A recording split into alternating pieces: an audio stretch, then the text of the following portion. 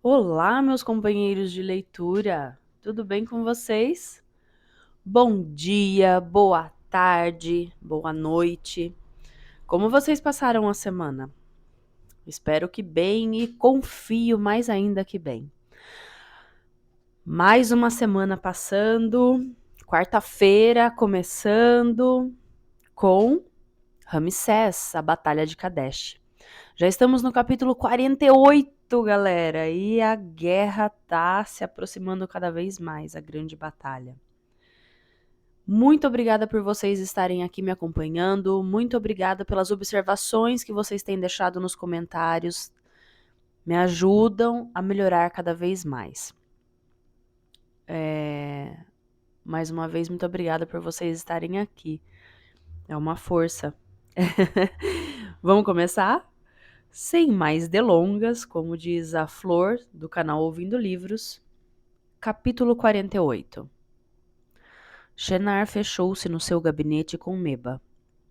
O seu distinto adjunto tivera o cuidado de trazer papiros para fazer crer que se tratava de uma habitual sessão de trabalho. Viu o rei, informou Shenar. Ainda está hesitante sobre qual atitude tomar, por causa da falta de informações fidedignas. Excelente! Exclamou Meba. Shenar não podia confessar ao seu cúmplice que o silêncio de Asha o surpreendia. Por que razão o jovem diplomata não lhe prestava contas de sua ação, essencial para precipitar a derrota de Ramsés? Com certeza lhe havia acontecido alguma desgraça. Devido a este inquietante mutismo, o próprio Shenar sentia falta de pontos de referência. Como é que estamos, Meba? A nossa rede de espionagem recebeu ordem para não tomar mais nenhuma iniciativa, mas apenas aguardar. Em outras palavras, aproxima-se a hora. Seja o que for que o faraó decida, não tem qualquer chance de vencer. De onde vem essa certeza? Tenho certeza de que a força hitita dara o seu máximo. Cada hora que passa o coloca mais próximo do poder supremo. Não seria conveniente aproveitar esse período para desenvolver a sua rede de amizades nas diversas administrações? O maldito Amene tem olhos por todo lado. É preciso prudência. Encara uma solução radical? É cedo demais, Meba. A cólera do meu irmão seria terrível.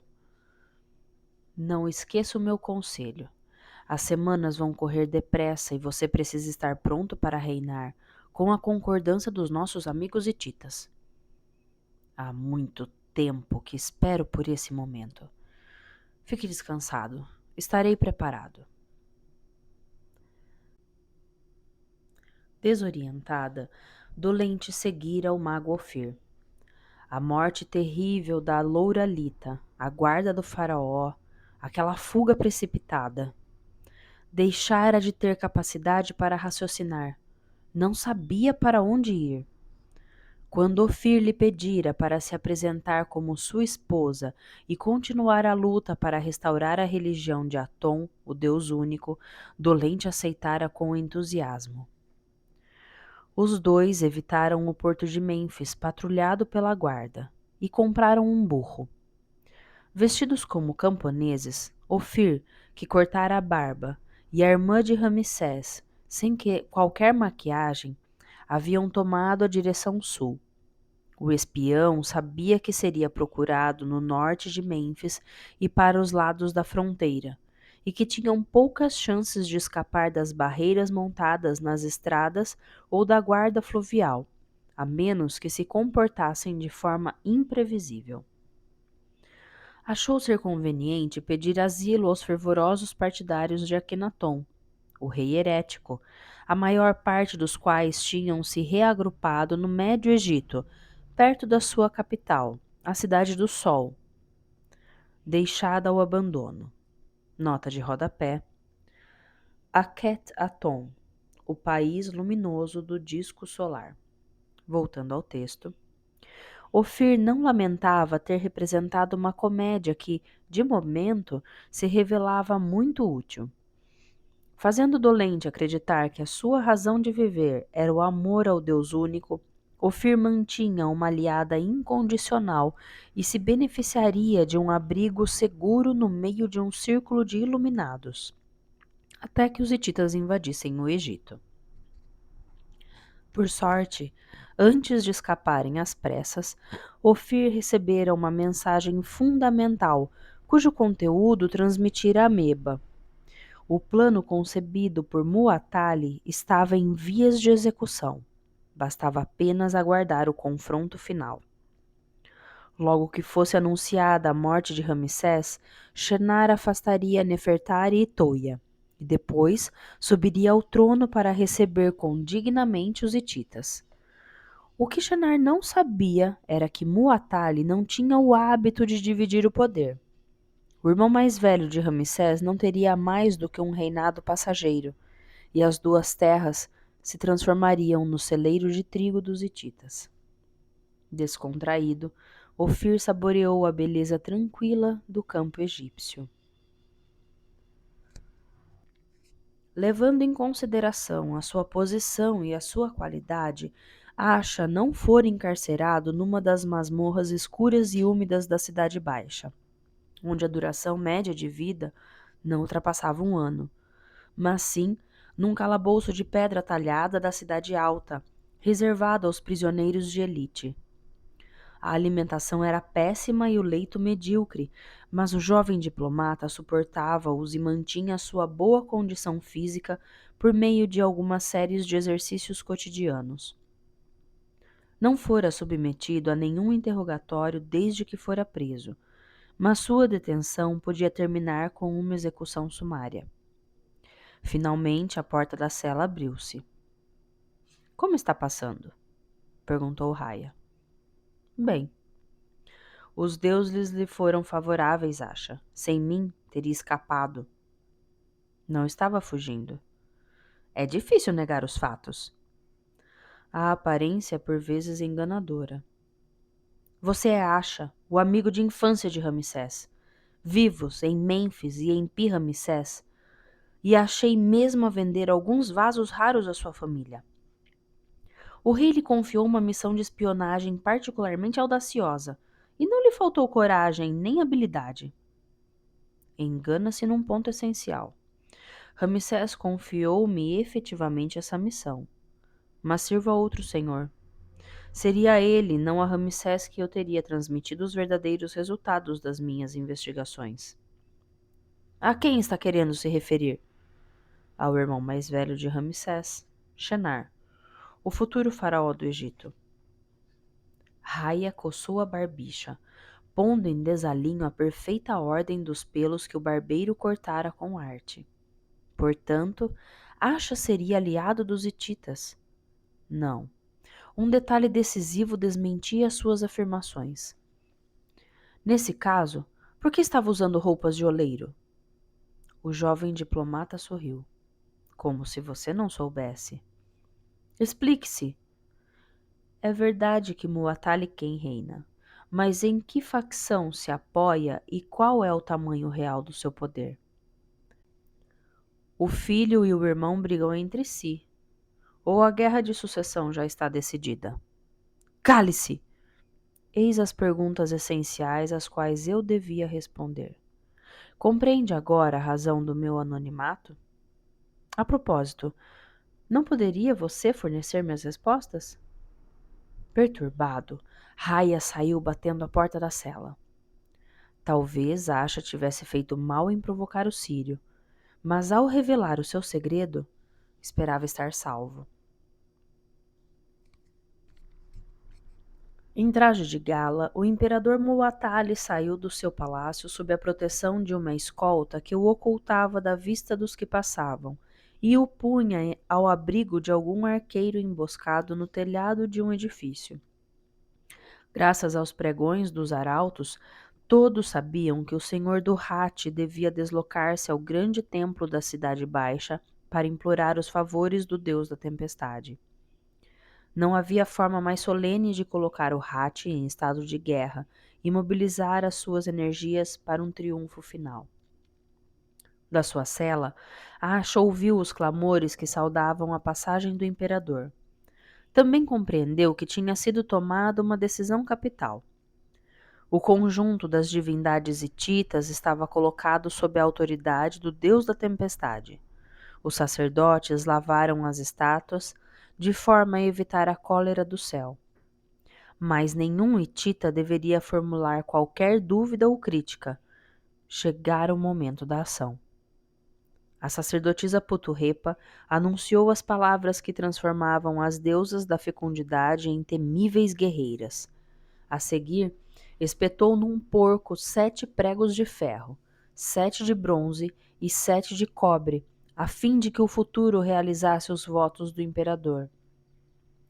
Durante a recitação das litanias, o olhar de Muatali deteve-se no filho, Uritexup, com capacete e couraça, louco de alegria com a ideia de guerrear e massacrar o adversário.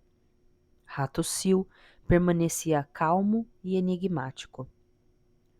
Os dois tinham pouco a pouco eliminado seus concorrentes e formavam, com Puturrepa, o pequeno círculo próximo do imperador. Mas Uritexup detestava Hattusil e Puturrepa, que lhe pagavam na mesma moeda. A guerra contra o Egito permitiria a Muatali resolver os conflitos internos, expandir o seu território e afirmar sua soberania sobre o Oriente e a Ásia, antes de pensar em outras regiões. Não era ele que gozava dos favores celestes? Terminada a cerimônia, o imperador convidou generais e oficiais superiores para um banquete, que começou com a oferenda de 4 porções de alimento. O copeiro do palácio depositou a primeira no trono real, a segunda perto da lareira, a terceira sobre a mesa de honra e a quarta na soleira da sala de refeições. Depois, os convivas empanturraram-se e embebedaram-se como se aquela fosse a sua última refeição. Quando Muatali se levantou, cessaram os risos e as conversas. Até os mais exaltados compuseram um ar de dignidade. Apenas um acontecimento, um só, podia ainda atrasar o conflito. O imperador e seu séquito saíram da capital por uma das portas da cidade alta, a das Esfinges, e dirigiram-se para uma colina rochosa, em cujo topo subiram Muatali, Uritexup e Puturrepa. Permaneceram imóveis, com os olhos fixos nas nuvens. Ei-los! Exclamou Uritexup. O filho do imperador retesou o seu arco e fez pontaria para um dos abutres que sobrevoavam a capital. A flecha trespassou em cheio o pescoço da ave. Um oficial trouxe a ave ao general-chefe, que lhe abriu o peito com uma faca e com as 2 mãos retirou as entranhas fumegantes. Decifre-as, pediu Muatali a Puturrepa, e nos diga se o destino nos é favorável. Apesar de incomodada pelo cheiro, a sacerdotisa cumpriu o seu ofício ao examinar a disposição das entranhas do abutre. Favorável. O grito de guerra de Uritexup fez tremer todas as montanhas da Anatólia. Fim do capítulo 48. Capítulo 49. O grande conselho do faraó, ao qual tinham sido associadas numerosas personalidades da corte, anunciava-se agitado. Os ministros estavam mal-humorados, os altos funcionários lamentavam a ausência de diretivas claras. Os áugures previam um desastre militar. A barreira formada por Amene e pelos seus serviços já não bastava para proteger Ramsés, de quem todos esperavam explicações. Quando o faraó se sentou no trono, a sala de audiências estava repleta. Competia ao decano dos dignatários levantar as questões que tinha coligido, a fim de que não se desencadeasse nenhum burburinho e que a dignidade milenar da instituição faraônica fosse preservada. Os bárbaros discutiam, gritavam e cortavam-se mutuamente a palavra. Pelo contrário, na corte do Egito, cada um tomava a palavra na sua vez e ouviam-se uns aos outros. Majestade, declarou o decano, o país está inquieto e quer saber se a guerra com os hititas está iminente. Está, respondeu Ramsés. Um longo silêncio sucedeu-se à breve e aterradora revelação. É inevitável? Inevitável. O nosso exército está preparado para combater? Os artesãos trabalharam com entusiasmo e continuam os seus esforços. Alguns meses suplementares teriam sido convenientes, mas não dispomos deles. Por que, Majestade? Porque o nosso exército tem de partir para o norte o mais rápido possível. O confronto acontecerá longe do Egito. Como os nossos protetorados de Canaã e Amurru foram pacificados, vamos atravessá-los sem perigo. A quem nomeará general-chefe? Eu próprio assumirei o comando. Durante a minha ausência, a grande esposa real Nefertari governará as duas terras, assistida pela minha mãe, a rainha Touia. O decano não continuou com outras perguntas. Não havia mais qualquer interesse nelas. Homero fumava folhas de salva comprimidas na grande concha de caracol que lhe servia de fornilho de cachimbo. Sentado embaixo de um limoeiro, saboreava o sol primaveril cujo calor aliviava o seu reumatismo. A longa barba branca, perfumada pelo barbeiro, enobrecia-lhe o rosto burilado e cheio de rugas. Sobre os joelhos do poeta, Heitor, o gato preto rajado de branco, ronronava. Esperava vê-lo antes da sua partida, Majestade. É a grande guerra, não é verdade? Está em jogo a sobrevivência do Egito, Homero.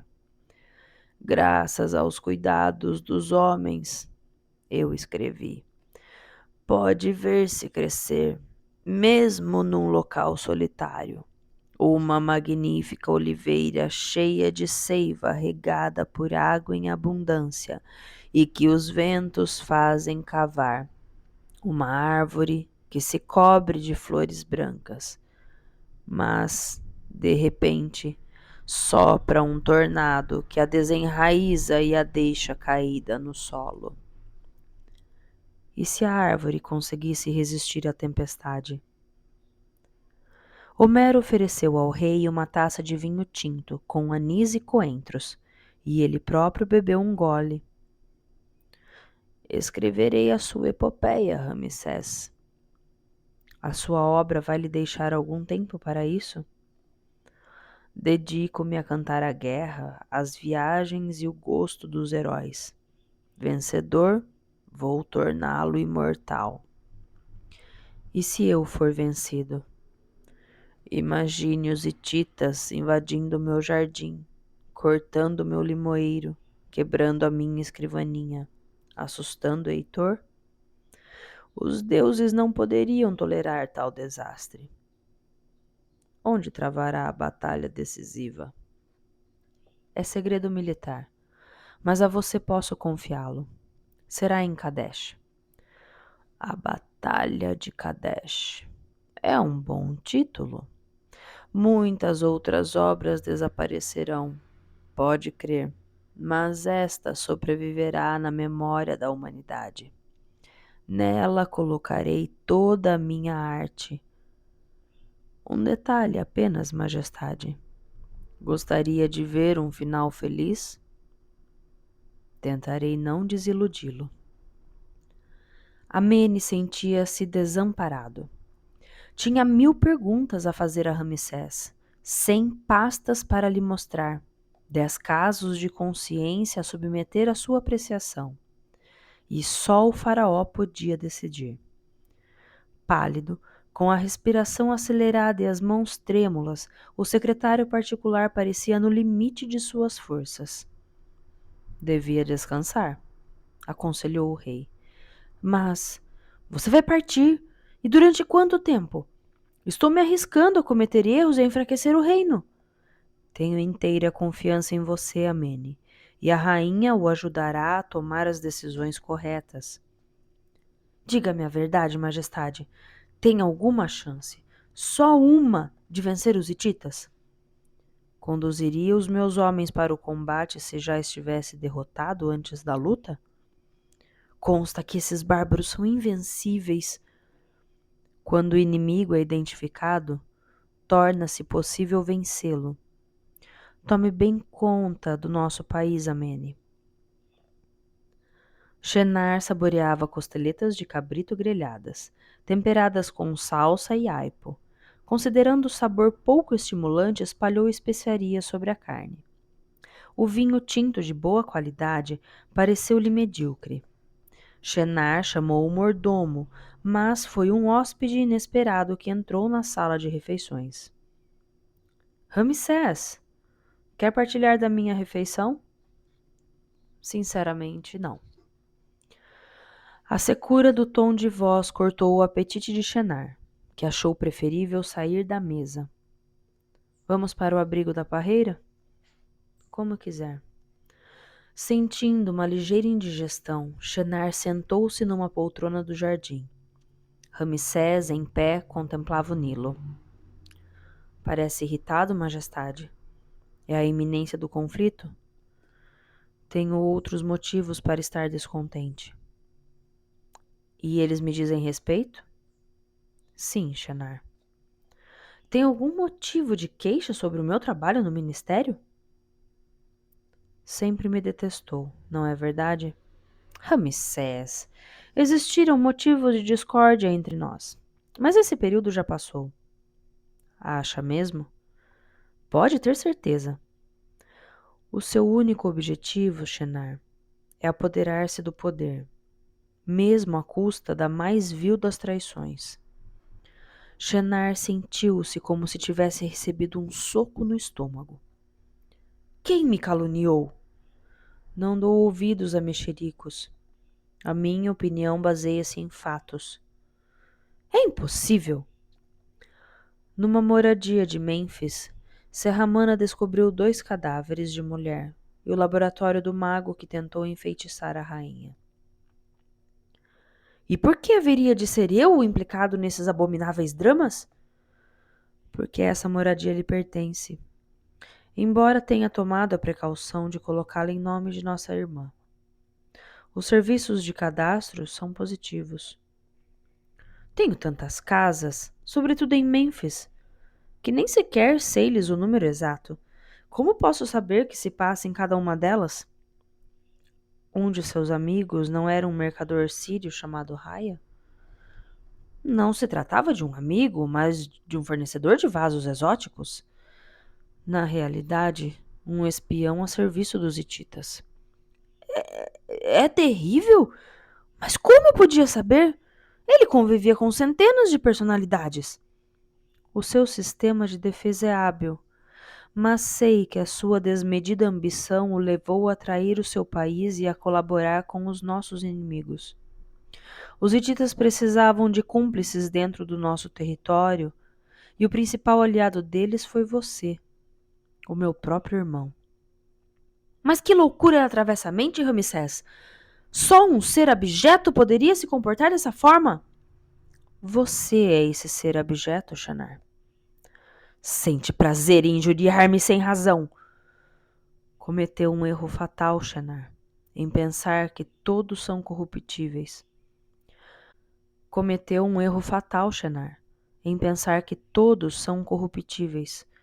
Não hesitou em abordar os que me rodeiam e os meus amigos de infância, mas ignorava que uma amizade pode ser tão sólida como o granito. Foi por isso que caiu na armadilha que eu lhe preparei. O olhar de Shenar vacilou. Asha não me traiu, Shenar, e nunca trabalhou para você. O irmão mais velho do rei agarrou-se nos braços da poltrona. O meu amigo Asha manteve-me a par dos seus projetos e do seu procedimento, continuou Ramsés. Você é uma pessoa inteiramente má, Shenar, e não mudará. Eu tenho direito a um julgamento. É claro. Você será julgado e condenado à morte por alta traição. Como estamos em tempo de guerra, ficará na prisão de Mênfis e depois no degredo de Hargué, aguardando o processo. De acordo com a lei, o faraó deve julgar os inimigos internos antes de partir para a frente de batalha. Uma contração deformou a boca de Shenar. Não se atreverá a matar-me porque sou seu irmão. Os hititas o vencerão. Quando estiver morto, será a mim que entregarão o poder. É salutar para um rei ter se defrontado com o mal e conhecer o seu rosto.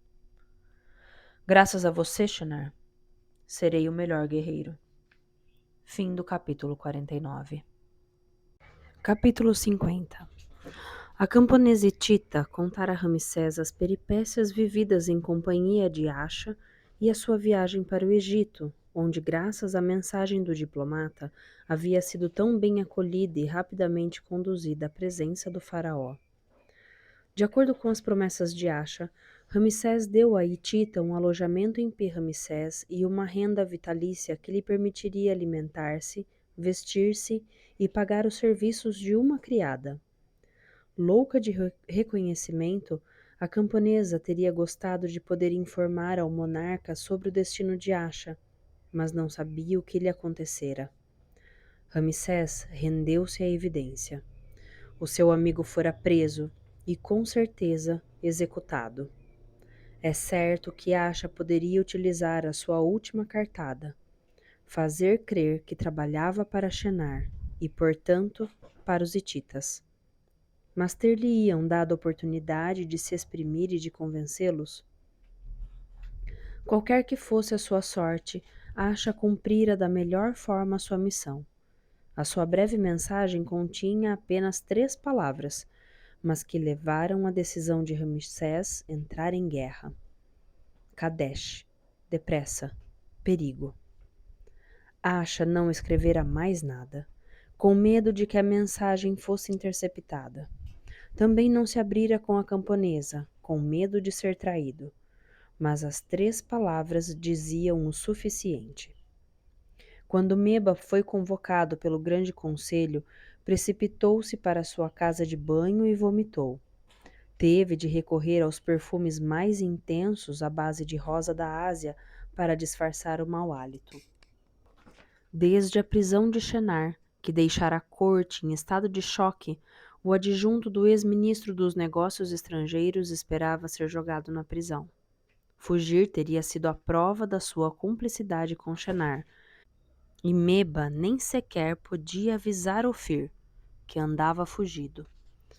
A caminho do palácio, Meba tentou refletir. E se Ramsés não suspeitasse dele? Sabia-se que não era considerado amigo de Shenar, pois este lhe roubara o lugar de ministro. Mantivera-o durante muito tempo afastado e o chamara para o seu lado com a única e evidente intenção de humilhá-lo. Essa era a opinião da corte e talvez fosse também a do rei. Meba não surgia como uma vítima a qual o destino fazia justiça, castigando o seu perseguidor, Shenar? Meba devia adotar um comportamento discreto e não reclamar o posto que ficara vago. A atitude correta consistia em manter a sua dignidade de alto funcionário, fazer com que o esquecessem e esperar o momento em que o destino se pronunciasse em favor de Ramsés, ou dos hititas. Neste último caso, saberia tirar proveito da situação. A totalidade dos generais e dos oficiais superiores estava presente no grande conselho. O faraó e a grande esposa real tomaram seus lugares no trono, lado a lado. De acordo com as informações que nos chegaram, afirmou Ramsés, o Egito está declarando guerra ao Hatti. Sob o meu comando, as nossas tropas tomarão o caminho do norte amanhã de manhã. Acabamos de enviar ao imperador Muatali uma comunicação para lhe anunciar a abertura oficial das hostilidades. Que consigamos vencer as trevas e manter a presença da regra de Maat na nossa terra. O grande conselho, sempre mais rápido desde o início do reinado de Ramsés, não foi seguido de qualquer debate. Cortesãos e militares dispensaram-se em silêncio. Serra-Mana passou por Meba sem vê-lo. De regresso ao seu gabinete, o diplomata bebeu um jarro cheio de vinho branco dos oásis. Ramsés beijou os filhos, Ka e Meritamon, que se lançaram numa louca correria acompanhados pelo cão do monarca, Vigilante. Sob a orientação de Nedjen, o jardineiro transformado em ministro da Agricultura, ambos aperfeiçoavam-se na prática dos hieróglifos e instruíram-se no jogo da serpente, onde era preciso evitar as casas das trevas para conseguir atingir o país da luz. Para o menino e para a menina, aquele dia seria semelhante aos outros. Alegres, seguiram o meigo Nedjen, que se veria obrigado a ler-lhes uma história. Sentados sobre a relva, Ramsés e Nefertari saboreavam um momento de intimidade, contemplando as acácias, as romanzeiras, as tamargueiras, os salgueiros e as jujubeiras que dominavam os canteiros de acianos, lírios e esporas bravas. O sol da primavera ressuscitava as energias ocultas da terra. O rei envergava apenas um saiote, e a rainha um vestido curto de alças, deixando os seios à mostra. Como está suportando a traição do seu irmão? A sua lealdade é que me teria espantado. Espero ter cortado a cabeça do monstro.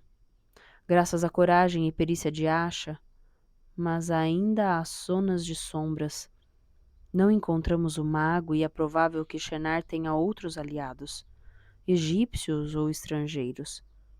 Seja muito prudente, Nefertari. Pensarei no reino e não em mim mesma, enquanto você porá em perigo a sua própria existência para defendê-lo. Ordenei a Serra-Mana para permanecer em Pi-Ramsés e garantir a sua proteção. Ele, que tanto desejava massacrar hititas, está furioso. Nefertari pousou a cabeça no ombro de Ramsés e seus cabelos soltos acariciaram os braços do rei. Mal saio do abismo e é a sua vez de se expor ao perigo. Algum dia viveremos anos de paz e de felicidade como seu pai e a sua mãe? Talvez, desde que eu vença os hititas. Não travar este combate conduziria o Egito ao desaparecimento. Se eu não regressar, Nefertari, torne-se rainha do Egito, governe e resista à adversidade. Muwatalli transformou em escravos os povos que venceu. Que os habitantes das duas terras nunca sejam reduzidos a semelhante condição. Seja qual for o nosso destino, conhecemos a felicidade. Essa felicidade que é criada a cada instante, volátil como o perfume ou o murmúrio do vento nas folhas de uma árvore. Sou sua, Ramsés, como uma onda no mar, como uma flor desabrochada num campo banhado de sol. A alça esquerda do vestido de Nefertari escorregou-lhe do ombro. Os lábios do rei beijaram a pele quente e perfumada, enquanto ia acabando de desnudar lentamente o corpo abandonado da rainha. Um bando de patos selvagens sobrevoou o jardim do palácio de Pi-Ramsés, enquanto Ramsés e Nefertari uniam-se no fogo do desejo. Pouco antes da madrugada, Ramsés trajou-se no lugar puro do templo de Amon e sacralizou os alimentos líquidos e sólidos que seriam utilizados durante a celebração dos rituais. Depois, o faraó saiu do lugar puro e contemplou o nascimento do sol, seu protetor, que a deusa do céu havia engolido ao poente para fazê-lo renascer no levante, depois de um duro combate contra as forças das trevas. Não era o mesmo tipo de combate que o filho de Sete se preparava para travar contra as hordas hititas? O astro ressuscitado surgiu entre as duas colinas do horizonte, sobre as quais, segundo as antigas lendas, cresciam duas imensas árvores de turquesa, que a seguir se afastavam para deixar passar a luz. Ramsés pronunciou a oração que cada um dos seus predecessores havia pronunciado. Eu a saúdo, luz que nasce das águas primordiais, que aparece no dorso da terra, que ilumina as duas terras com a sua beleza. É a alma viva que chega à existência por si própria, sem que ninguém conheça a sua origem. Atravessa o céu sob a forma de um falcão de plumagem matizada e afasta o mal. A barca da noite está à sua direita, e a barca do dia à sua esquerda. A tripulação da barca de luz está exultante. Talvez Ramsés nunca mais transmitisse semelhante mensagem, se a morte o esperasse em Kadesh, mas outra voz lhe sucederia e as palavras de luz não se perderiam. Nas 4 casernas da capital procediam-se as últimas verificações antes da partida. Abre aspas. O galo quer aparecer hoje, gente, desculpa. Vamos continuar. Graças à presença permanente do monarca durante as semanas precedentes, o moral era elevado, apesar da previsível violência do confronto. A quantidade e a qualidade do armamento também davam confiança aos mais inquietos. Enquanto as tropas saíam das casernas em direção à porta principal da capital, Ramsés conduziu seu carro do templo de Amon ao de Set. Construído na parte mais antiga da cidade onde haviam se instalado, muitos séculos antes, os invasores Ixos. Para exorcizar a desgraça, os faraós mantiveram ali um santuário dedicado à força mais poderosa do universo. Sete. O homem do deus Set conseguira dominá-la e transmitira o segredo ao filho. Nesse dia, Ramsés não vinha enfrentar o deus Set, mas sim cumprir um ato de magia que consistia em identificá-lo com o deus da tempestade sírio e hitita, a fim de se apoderar da energia do raio e com ela ferir os seus inimigos. O confronto foi rápido e intenso. O olhar de Ramsés fixou-se nos olhos vermelhos da estátua, configurando um homem de pé, cuja cabeça era representada por uma espécie de canídeo de focinho comprido e grandes orelhas.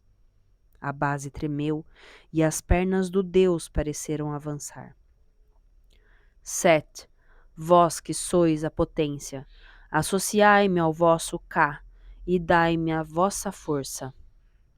A luz que iluminava os olhos vermelhos serenou. Set aceitara o pedido do faraó. O sacerdote de Madiã e a filha estavam inquietos. Moisés, que levara o principal rebanho de carneiros da tribo para pastar, devia estar de regresso há 2 dias. Solitário e orgulhoso, o genro do ancião meditava na montanha. Evocava, por vezes, estranhas visões, mas recusava-se a responder às perguntas que a esposa lhe fazia e nem se lembrava de brincar com o filho, a quem dera o nome de exilado. O sacerdote sabia que Moisés pensava constantemente no Egito, o prodigioso país onde nascera e onde desempenhara importantes funções. Voltará para lá? Perguntou-lhe a filha preocupada. Não creio. Por que se refugiou em Madiã? Não sei e quero continuar não sabendo. Moisés é um homem honesto e trabalhador. O que mais posso exigir? O meu marido parece-me tão distante, tão secreto. Aceite-o assim, minha filha, e será feliz. Se ele voltar, meu pai. Confie e ocupe-se da criança. Moisés regressou, mas seu rosto mudara. Estava sulcado de rugas e os cabelos haviam embranquecido. A mulher saltou-lhe ao pescoço. O que aconteceu, Moisés? Viu uma chama brotar de uma moita. Estava em brasa, mas não se consumia. Deus chamou-me do interior da moita, revelou-me o seu nome e confiou-me uma missão. Deus é aquele que é e devo obedecer-lhe. Obedecer-lhe? Isso significa que vai nos deixar e a mim e ao meu filho? Cumprirei a minha missão, pois ninguém deve desobedecer a Deus. Os seus mandamentos ultrapassam-nos, a você e a mim. Quem somos nós, senão instrumentos a serviço da sua vontade? Que missão é essa, Moisés? Saberá quando chegar o momento. O hebreu isolou-se na sua tenda, rememorou o encontro com o anjo de Jeová, o Deus de Abraão, de Isaque e de Jacó. Gritos perturbaram a sua meditação. Um homem a cavalo acabava de romper no acampamento e contava precipitadamente que um imenso exército, comandado pelo faraó em pessoa, partia para o norte a fim de enfrentar os hititas. Moisés pensou em Ramsés, o seu amigo de infância, e na formidável energia que o animava. Naquele momento, desejou a sua vitória. Fim do capítulo 50. Capítulo 51. O exército hitita entrou em formação defronte às muralhas da capital.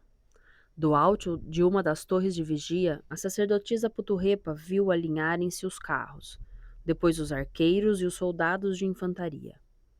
Com perfeita disciplina, encarnavam a invencível força do império, graças à qual o Egito de Ramsés seria em breve uma província dominada.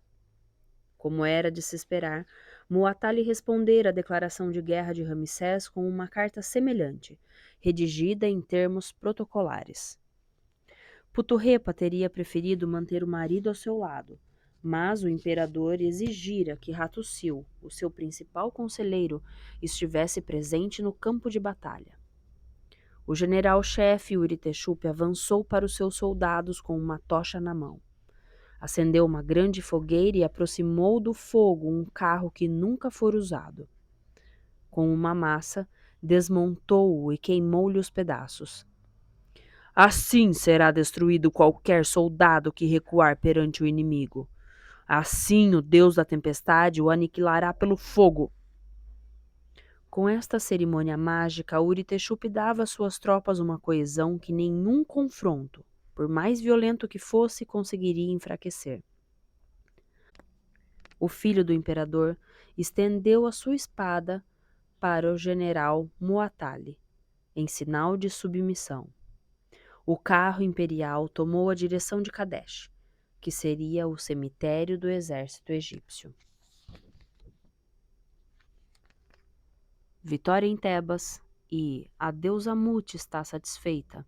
Os dois soberbos cavalos de Ramsés puxavam o carro real à frente de um exército que englobava 4 divisões, cada uma com 5.000 homens colocados sob a proteção do deus Amon, Ra, Ptah e Set. Os generais dos referidos deuses dessas divisões tinham sob suas ordens chefes de grupo, tenentes e porta-estandartes. Quanto aos 500 carros, estavam divididos em 5 regimentos. As fardas dos soldados eram constituídas por túnicas, camisas, couraças, grevas de couro trabalhado, capacetes, pequenos machados de fio duplo, sem contar com as numerosas armas, cuja distribuição no momento certo seria garantida pelos escribas da administração. O escudeiro de Ramsés, Mena, era um soldado experiente que conhecia bem a Síria. Não lhe agradava nada a presença de Matador, o enorme leão da Núbia, que avançava ao lado do carro do monarca com a juba ao sabor do vento. Apesar dos avisos de Ramsés, Setaol e Lotus haviam insistido em dirigir a unidade médica, mesmo no auge da batalha. Como não conheciam a região de Kadesh, esperavam descobrir lá algumas serpentes insólitas. O exército deixara a capital no fim do mês de abril do 5º ano do reinado de Ramsés. O tempo mostrara-se clemente e nenhum incidente atrasara seu avanço. Depois de ter passado a fronteira em Silé, Ramsés seguira o caminho da costa, balizado com postos de água protegidos por fortins, e atravessara depois Canaã e Amurru. No lugar denominado a Morada do Vale dos Cedros, perto de Biblos, o rei ordenara a 3.000 homens ali estacionados para fechar o acesso aos protetorados, que continuassem para o norte até a zona de Kadesh e chegassem ao local do combate por nordeste. Os generais haviam se oposto a essa estratégia, argumentando que o exército auxiliar depararia com uma forte resistência e ficaria bloqueado na costa, mas Ramsés não lhes dera ouvidos. O itinerário que o rei escolhera para atingir Kadesh atravessava a planície de Beká, depressão entre as cordilheiras do Líbano e do Antilíbano, cuja paisagem inquietante e rude impressionou os soldados egípcios. Alguns sabiam que os cursos d'água lodosos pululavam de crocodilos e que as montanhas cobertas de densas florestas eram o covil de ursos, hienas, gatos selvagens e lobos. A folhagem dos ciprestes, pinheiros e cedros era tão densa que durante a travessia de uma zona arborizada os soldados deixaram de ver o sol e assustaram-se. Interveio um general para deter o pânico nascente e convencer os soldados de que não iriam morrer sufocados. A divisão de Amon seguia na frente, vindo logo atrás as de Ra e de Pitá. A divisão de Sete fechava a marcha. Um mês depois da partida, as tropas egípcias aproximaram-se da colossal fortaleza de Kadesh, construída na margem esquerda do Oronte, onde ia desembocar a planície de Beká. A Praça Forte marcava a fronteira do Império Hitita e servia de base aos comandos encarregados de desestabilizar as províncias de Amorru e Canaã. O fim do mês de maio tornou-se chuvoso e os soldados queixaram-se da umidade. Como a alimentação era abundante e de boa qualidade, os estômagos cheios fizeram-nos esquecer esse percalço. A alguns quilômetros de Kadesh, logo antes da espessa e sombria floresta de Labui, Ramsés mandou parar o seu exército. O lugar revelava-se propício a uma emboscada. Os carros ficariam imobilizados e a infantaria não poderia movimentar-se. Com a mensagem de Acha constantemente no espírito, Kadesh, depressa, perigo, o rei evitou ceder à precipitação. Autorizando apenas um acampamento provisório, sob a proteção de uma primeira linha de carros e de arqueiros, reuniu o seu conselho de guerra, ao qual assistiu Setaou, muito querido entre os soldados, que os curava das suas 1001 pequenas enfermidades com a ajuda de Lotus. Ramsés chamou o escudeiro Mena. Abra o grande mapa. Estamos aqui, explicou Ramsés, na orla da floresta de Labui, na margem leste do Oronte.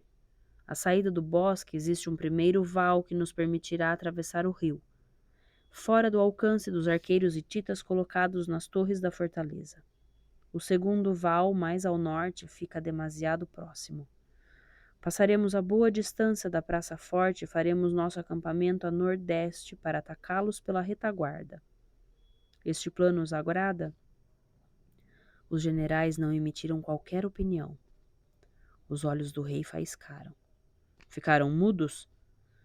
Aquela floresta é um tanto perturbadora, adiantou o general da divisão Amon. Que bela perspicácia! Então vocês acham que os hititas vão nos deixar passar o val tranquilamente, parar em frente da fortaleza e instalar o nosso acampamento?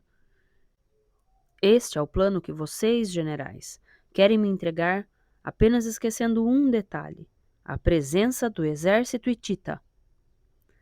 Ele ficaria preso na fortaleza ao abrigo das suas muralhas, objetou o general da divisão de Pitá.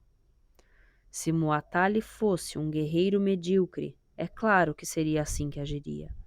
Mas trata-se do imperador do Hatti. Ele nos atacaria simultaneamente na floresta, no val e diante da Praça Forte. Isolaria os nossos destacamentos do exército e nos impediria de retaliar. Os hititas jamais cometerão o erro de ficar em posição defensiva. Justamente eles, bloquearem o seu potencial ofensivo numa fortaleza? Admitam que realmente essa decisão seria aberrante. A escolha do terreno é decisiva, argumentou o general da divisão de 7. O combate na floresta não é de forma alguma nossa especialidade. Um local plano e descoberto nos conviria melhor. Atravessemos o Oronte antes do bosque de Labui. É impossível. Não existe nenhum val daquele lado. Pois bem, incendiemos então essa maldita floresta. Não daria certo, e por 2 motivos. Os ventos poderiam voltar-se contra nós, e os troncos calcinados do meio do caminho impediriam o nosso avanço. Teria sido preferível seguirmos pela costa, considerou o general da divisão de Ra, não hesitando em se contradizer, e atacar Kadesh pelo norte. Que estupidez! Exclamou o colega da divisão de Pitá. Com o devido respeito a Vossa Majestade, o exército auxiliar não tem qualquer chance de realizar a sua junção conosco. Os hititas são desconfiados e devem ter colocado muitos soldados no desembocar do caminho da costa para repelir um eventual ataque. A melhor estratégia é, na realidade, aquela que adotamos. Com certeza, ironizou o general da divisão de 7. Mas não temos possibilidade de avançar. Proponho que enviemos 1000 soldados pela floresta de Labui e observemos a reação dos hititas. O que nos ensinarão 1000 soldados mortos? Perguntou Ramsés. O general da divisão de Ra estava abatido. Então teremos de recuar antes de combater? Os hititas rirão de nós e o prestígio de Vossa Majestade será gravemente atingido. E o que acontecerá ao meu bom nome se conduzir o meu exército para a destruição? É o Egito que precisamos salvar, não a minha própria glória. O que decide então, Majestade? Setaou, que ainda não falara, pediu a palavra. Como encantador de serpentes, gosto de atuar sozinho ou com a minha companheira. Se eu começasse a passear na companhia de um monte de soldados, não veria uma única cobra. Vá aos fatos, exigiu o general da divisão de 7. Enviemos um pequeno grupo a essa floresta, propôs Setaou. Se conseguirmos atravessá-la, determinaremos a posição das forças inimigas. Ficaremos então sabendo como atacá-los. O próprio Setaou encabeçou um comando formado por uma dezena de soldados jovens e bem treinados, armados com fisgas, arcos e punhais. Todos sabiam locomover-se sem fazer ruído.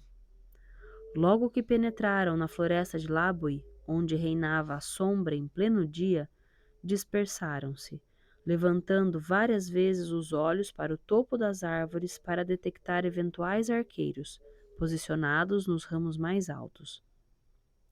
Com os sentidos em alerta, Setaou não captou qualquer presença hostil. Foi o primeiro a sair da floresta e a acocorar-se na densa vegetação, vindo os companheiros juntar-se a ele em seguida, surpreendidos por terem efetuado um passeio calmo. O primeiro val estava à vista. Nenhum soldado hitita nas imediações. Ao longe, a fortaleza de Kadesh, construída sobre uma elevação. Em frente da praça forte, uma planície deserta. Os egípcios entreolharam-se estupefatos. Incrédulos, permaneceram imóveis por mais de 1 hora, sendo obrigados a render-se à evidência. O exército hitita não se encontrava em Kadesh. Ali! Exclamou Setaou apontando 3 castanheiros próximos do val. Alguém se mexeu. Os membros do comando realizaram um rápido cerco. Um deles ficou de vigia. Se os seus camaradas caíssem numa armadilha, bateria em retirada para prevenir Ramsés. Mas a operação decorreu sem problemas, e os egípcios capturaram 2 homens que, de acordo com o seu aspecto, eram chefes de clã beduínos. Fim do capítulo 51. Gente, mas me deu um frio na barriga agora, que eu pensei que os hititas já iam começar a atacar tudo. Ai, Bom, muito bem. Semana que vem a gente vai descobrir o que esses 2 beduínos têm a nos contar sobre os hititas em Kadesh. Chegamos a Kadesh. Agora, amigos, companheiros de leitura, os capítulos finais do livro e a batalha vai começar e eu estou bem ansiosa para isso. Então, eu aguardo vocês na semana que vem pra gente terminar essa leitura. Ah, quem aí tá ansioso? Tão ansioso quanto eu. Eu tô muito. Nem consigo dizer quanto. Bom, um grande beijo pra vocês. Até amanhã pra Brumas de Avalon e até sexta-feira para a continuação de Dom Pedro I, a história não contada. Pra quem não vem, até semana que vem. Um beijo. Ótimo final de semana. Tchau!